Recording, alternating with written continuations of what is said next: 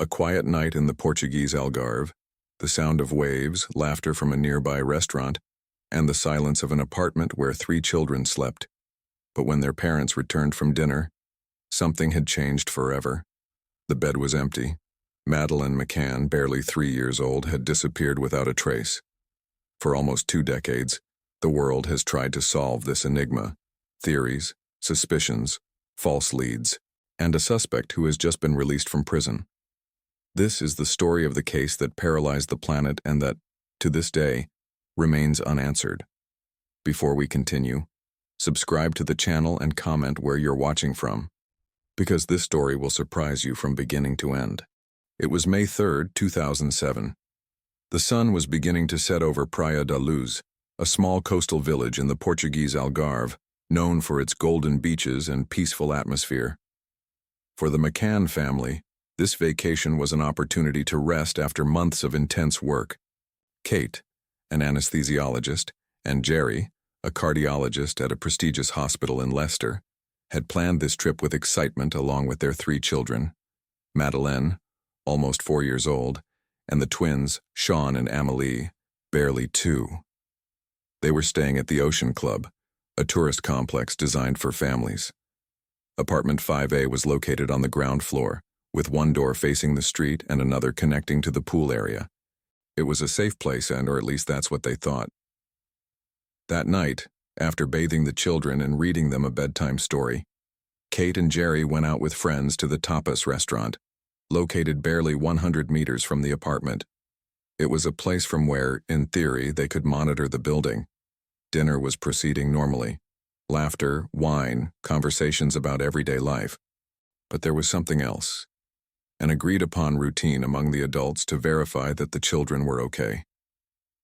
Around 9 o'clock at night, Jerry returned to the apartment and opened the door. Everything seemed to be in order. All 3 little ones were sleeping soundly. He carefully closed the door and returned to the table, at ease. About half an hour later, another friend from the group made a second check, though he only looked from the door without entering. But when Kate McCann walked toward the apartment around 10 o'clock at night, something wasn't right. Upon opening the door, she felt a current of cold air. The window of the children's room was open. The curtains moved with the night breeze. Her heart began to beat faster. She approached Madeleine's bed. It was empty. The sheets were rumpled, but the girl wasn't there. Kate desperately searched every corner of the apartment. The bathroom, under the beds, the closets, nothing. Madeleine had disappeared. The scream that Kate McCann let out that night was etched in the memory of everyone present. "They've taken Maddie!" she screamed over and over as she ran toward the restaurant. Panic seized the group. Jerry ran to the apartment, checked every space on every shadow. Friends went out to search the surroundings. They knocked on doors, asked neighbors, checked bushes and alleyways. But Madeleine didn't appear. At 10:40 at night, police were alerted. What had begun as a family vacation had become a nightmare. The first officers arrived at the scene within minutes, but the first hours of investigation revealed errors that would mark the case forever. Roadblocks were not established immediately. Not all nearby properties were checked that same night. And most seriously, the apartment was not treated as a crime scene, allowing dozens of people to enter and exit, contaminating possible evidence. Meanwhile, the search extended throughout the area. Volunteers, resort employees, and tourists joined the mission. But the darkness of night and lack of resources made everything difficult. Madeleine McCann had a very particular physical characteristic, a coloboma in her right eye, a small mark that made part of her iris appear to extend toward the pupil. It was a distinctive feature that could facilitate her identification. The parents provided recent photos of the girl, and within hours, images of Madeleine began circulating throughout Europe. Social media was barely in its infancy, but traditional media took the case on forcefully. By dawn on May 4th, the British newspaper, the Daily Telegraph, was publishing on its front page, 3-year-old feared abducted in Portugal. The world had just met Madeleine McCann, and what began as a local search would soon become one of the most media-covered cases in history. But no one, at that moment, could imagine that 18 years later, the mystery would remain unsolved, that theories would multiply, that suspects would change, and that a family would be trapped between hope and uncertainty, wondering every day where their daughter is. That night in the Algarve, something dark went into action, and Madeleine McCann's trail vanished as if she had never been there. The days following Madeleine's disappearance were a whirlwind of confusion, pain, and media tension. Portuguese Polícia Judiciária, in charge of the case, deployed search teams throughout the Algarve. Helicopters flew over the coast. Tracker dogs scoured beaches and scrubland, and divers inspected nearby wells and reservoirs. But each hour that passed without news of the girl diminished hopes of finding her alive. Kate and Jerry McCann became, almost immediately, the center of international attention. Their pain was visible, but so was their determination. Instead of remaining locked in grief, they decided to launch an unprecedented media campaign. They gave interviews to television networks around the world, appeared on top-rated programs, and traveled through Europe distributing posters with Madeleine's face. They were even received by Pope Benedict XVI at the Vatican, who offered them his blessing and prayed for the girl's return. But that media exposure soon became a double-edged sword. In the United Kingdom, British tabloids began scrutinizing every detail of the McCanns' lives. How was it possible that they had left 3 small children alone in an apartment while they had dinner? Why didn't they hire a babysitter? Was it negligence or something more?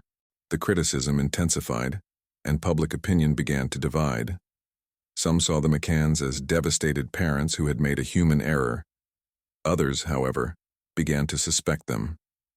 The Polícia Judiciária also had doubts. As the investigation progressed, details emerged that didn't fit. Neighbors reported having seen a man carrying a girl in pajamas near the apartment that night. Other witnesses claimed to have seen suspicious vehicles circling the area, but none of these leads led to anything concrete. And then, in September 2007, the unthinkable happened. Kate and Jerry McCann were declared arguidos, that is, formally suspects in the disappearance of their own daughter. The Portuguese police's theory was disturbing. According to investigators, Madeleine could have died accidentally in the apartment, perhaps from an overdose of sedatives her parents would have given her to make her sleep. The McCanns, doctors with access to medications, would have hidden the body to avoid being held responsible. The evidence that supposedly supported this hypothesis was unsettling.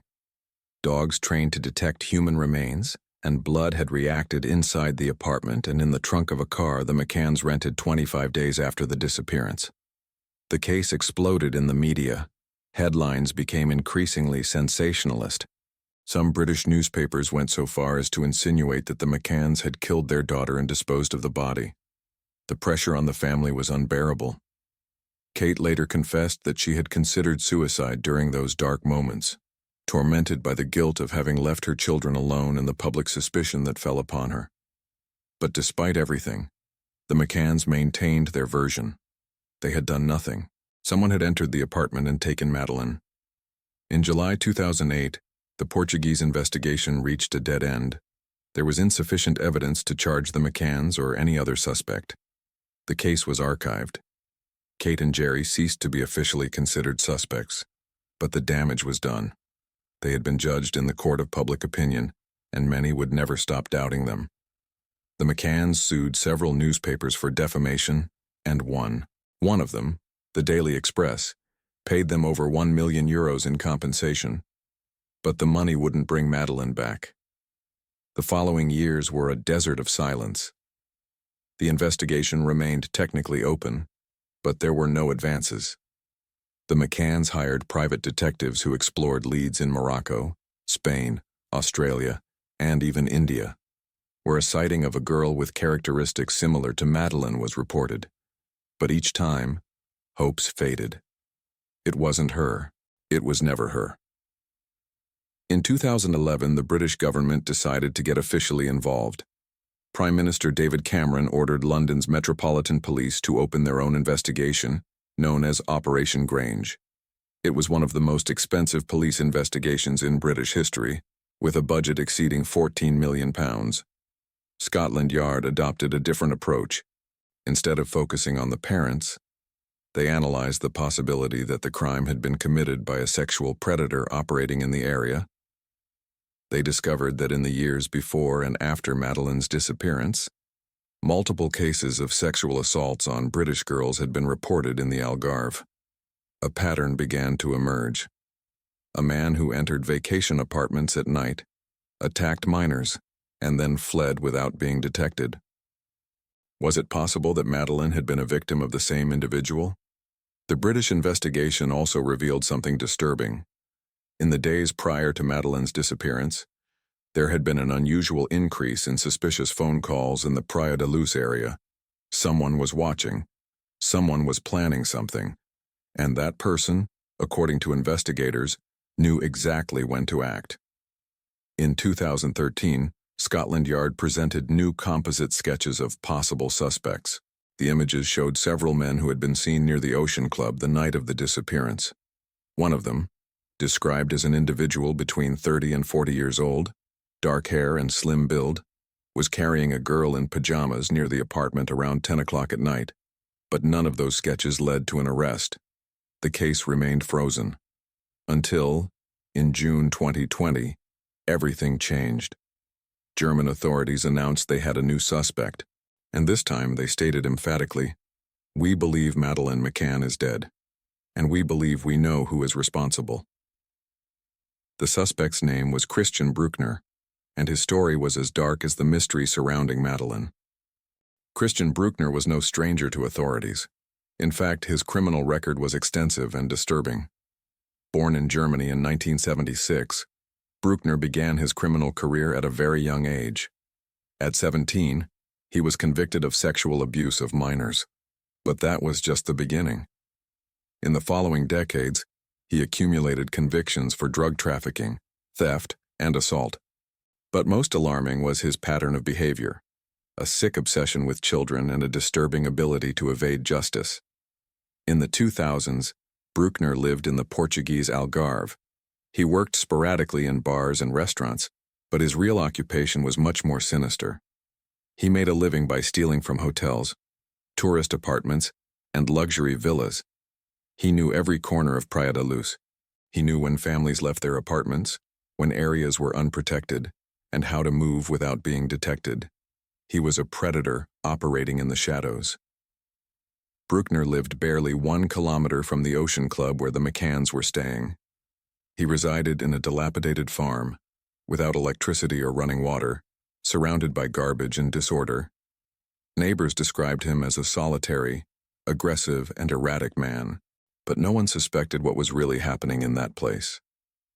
Years later, during a police inspection, disturbing videos would be found on hidden storage devices, recordings of sexual assaults on elderly women and minors. Bruckner documented his crimes. The connection between Bruckner and the Madeleine McCann case began to weave together thanks to technology. German investigators analyzed phone records from the night of May 3, 2007. They discovered that Bruckner's cell phone had been active in the vicinity of the Ocean Club, exactly at the moment when Madeleine disappeared. More specifically, he received a 30-minute call from an unknown number at 7:30 in the evening, just before the McCanns went out to dinner. Was that call a signal? Was someone telling him that the family had left? But the most devastating evidence came from testimonies of people who knew Bruckner. In 2020, a former cellmate revealed a chilling conversation. According to this witness, Bruckner had confessed, between the lines, his participation in the case. During a drunken episode in prison, he would have said, "In Portugal, I stole some things here and there. But once I entered an apartment, there was a girl. I knew the parents weren't there. I took her away." The witness assured that Bruckner didn't explicitly mention Madeleine's name, but the coincidences were too many to be ignored. Another key testimony came from an Irish woman named Hazel Behan. In 2004, Hazel, then 20 years old, was brutally raped in her vacation apartment in Praia da Luz. The attacker had entered through the window, attacked her with a knife, and fled after hours of torture. Hazel never forgot her attacker's eyes. Cold, bright, without empathy. Years later, when she saw photos of Christian Bruckner in the news, her body froze. "That's him," she stated with absolute certainty. The DNA and the attack methods matched Bruckner's profile. But there was more. In 2005, 2 years before Madeleine's disappearance, Bruckner raped a 72-year-old American woman in the same area of Praia da Luz. The elderly woman was enjoying a quiet vacation when Bruckner burst into her apartment at night, tied her up, sexually assaulted her for hours, and stole her belongings before disappearing.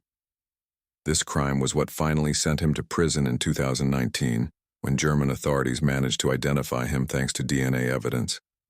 He was sentenced to 7 years in prison. But during that trial, no one mentioned Madeleine McCann. There was still no public connection. German prosecutor Hans Christian Wolters was in charge of reopening the case in 2020. At a press conference that shocked the world, he declared, "We have a suspect. He's not our main suspect. He's our only suspect.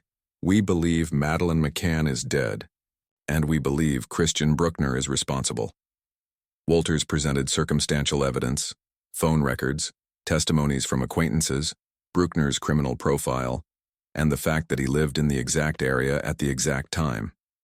But something crucial was missing: Madeleine's body, or any direct physical evidence linking Bruckner to the crime. Bruckner, from prison, flatly denied any involvement. Through his lawyer, Friedrich Filscher, he stated that the accusations were unfounded and that the German prosecutor's office was fabricating a case against him without solid evidence. If they had anything concrete, they would have already presented it, Filscher declared on multiple occasions. And he was right about something. To this day, no formal charges have been filed against Bruckner for Madeleine McCann's disappearance. The investigation remains open, but without definitive progress.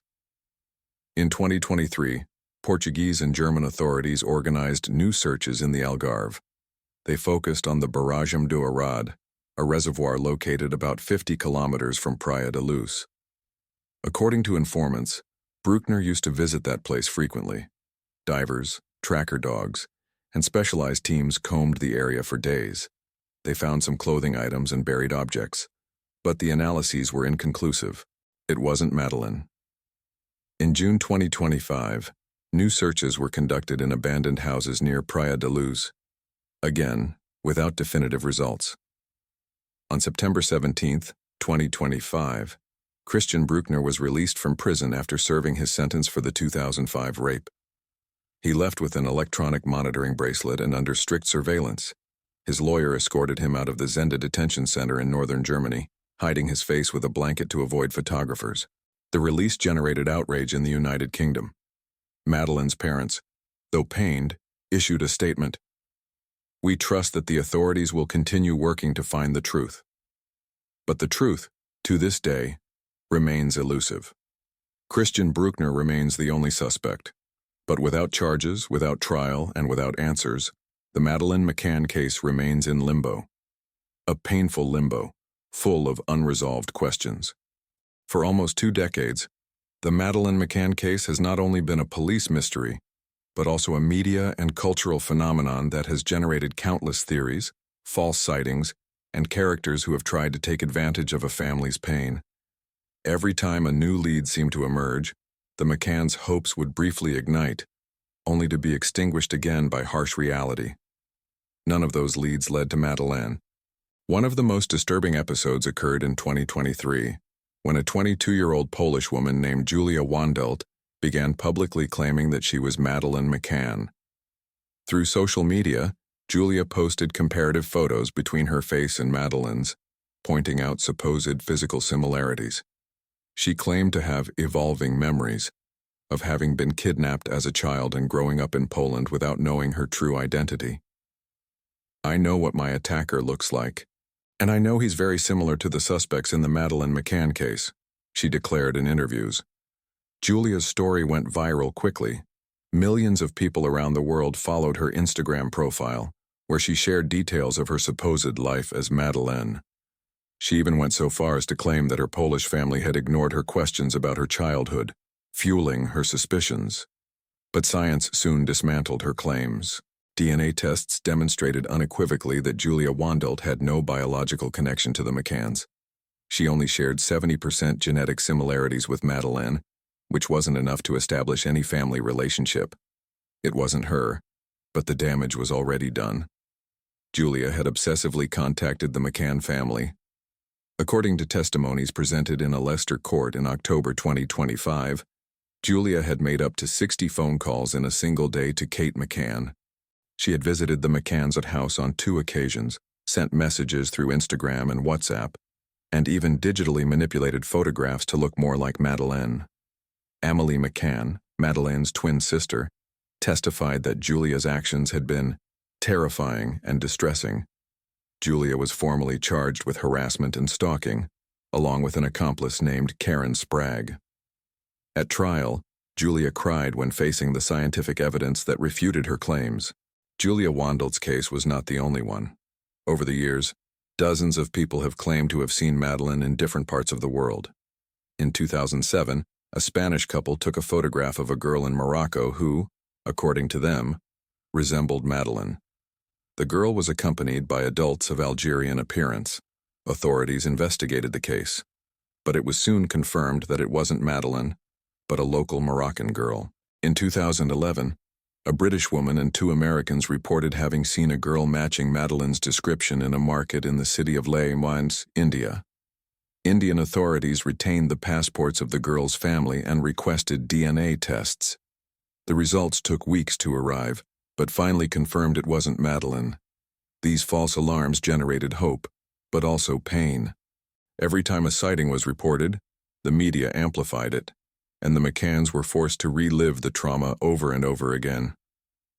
Kate confessed in her autobiographical book, Madeleine, published in 2011, that each news of a possible sighting was like opening a wound that never finished healing. But despite the pain, they never lost hope. Every year, on the anniversary of Madeleine's disappearance, Kate and Jerry publish a message on their website. We love her deeply and miss her in a way that cannot be described with words.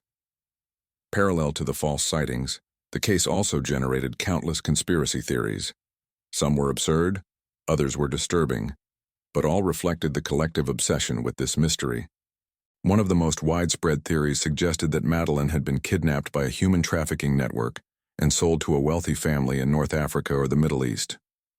According to this hypothesis, her distinctive physical appearance, blonde hair, light eyes, coloboma in the eye, would have made her a valuable commodity on the black market. However, no evidence was ever found to support this theory. Another theory pointed to the British Prime Minister at the time, Tony Blair, and his supposed closeness to the McCann family. Some conspiracy theorists claimed that the massive media coverage of the case and the British government's intervention were suspicious, suggesting that the McCanns had powerful connections that were covering something up.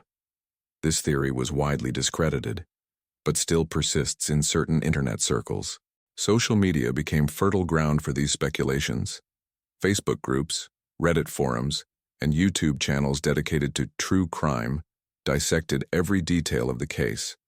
Some users claimed to have solved the mystery based on body language analysis of the McCanns, interpretations of shadows in photographs, or supposed inconsistencies in their testimonies. In 2019, Netflix premiered an 8-episode documentary titled The Disappearance of Madeleine McCann. The series revived worldwide interest in the case, but was also criticized by the McCanns, who stated they had not been consulted during its production, and that the documentary presented sensationalist theories without foundation. Despite the criticism, the documentary was viewed by millions of people around the world, once again making Madeleine a global topic of conversation. But beyond the theories and false sightings, what remains is the suffering of a family. Kate and Jerry McCann never stopped looking for their daughter. They hired private detectives, collaborated with governments from multiple countries, and kept Madeleine's memory alive through public campaigns. In 2025, 18 years after the disappearance, they continue waiting for answers. But time passes, leads grow cold, and the possibility of finding Madeleine alive becomes increasingly remote. The Madeleine McCann case is a painful reminder of how a moment of carelessness can change a life forever. But it's also a story about human resilience, about parents who refuse to give up, and about a world that, despite the theories and false hopes, continues searching for the truth. 18 years have passed since that night in Praia da Luz. 18 years of searching, pain, theories, suspects, and an unbearable emptiness that never fills. Madeleine McCann would be a 22-year-old young woman today. She would have her own life, her own dreams. Perhaps she'd be finishing college or starting a career. But instead, her face remains frozen in time. A 3-year-old girl with blonde hair, light eyes, and an innocent smile.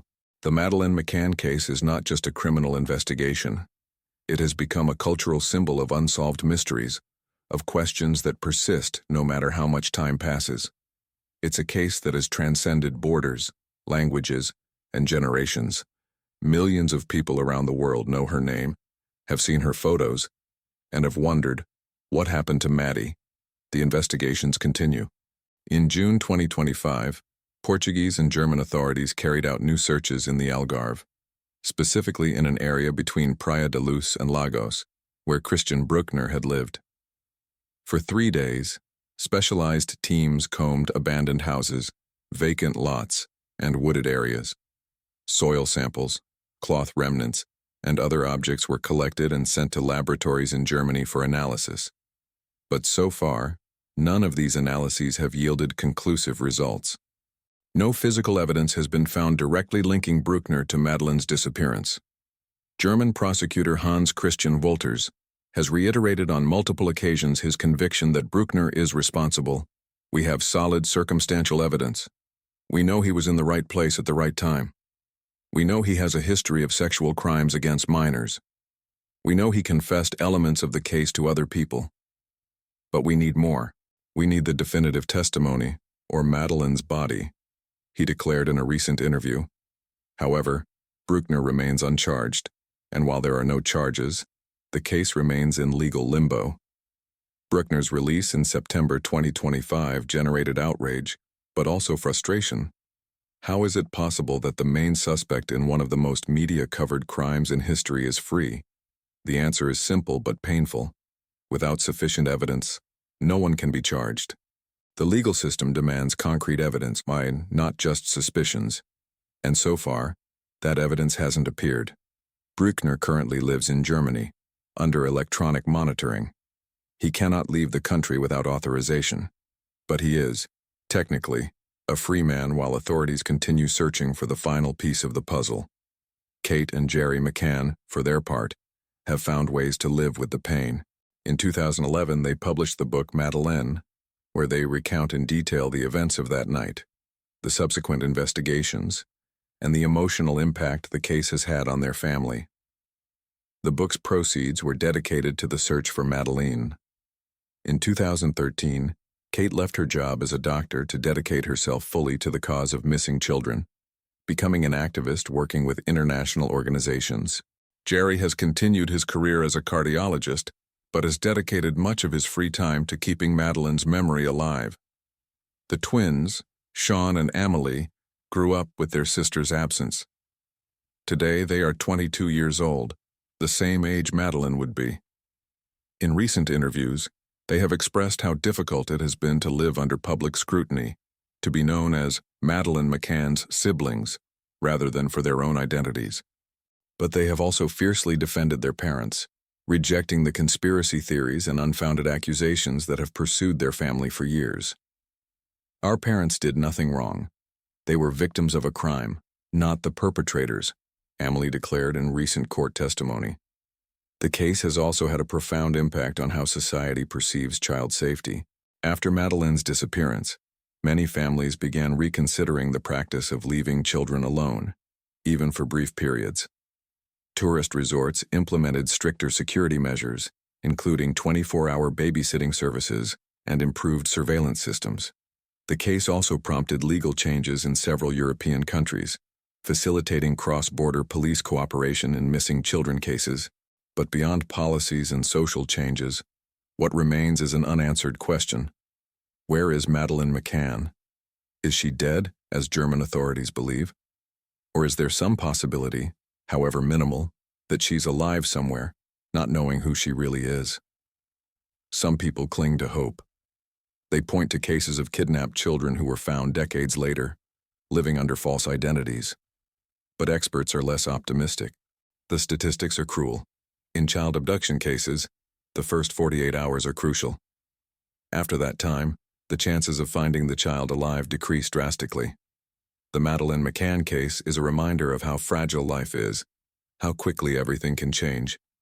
It's a story that confronts us with our worst fears as parents, as a society. But it's also a story of unbreakable love. Kate and Jerry McCann have never stopped looking for their daughter. They have never stopped loving her. And they have never stopped waiting for the day when, perhaps, they will finally have answers. On the official website for the search for Madeleine, there's a section that's updated every year with new digitally generated photos of what Madeleine might look like at different ages. At 10 years old, at 15, at 20. They are images created by forensic experts, based on natural facial progression. But they're only estimates. No one really knows what Madeleine would look like today.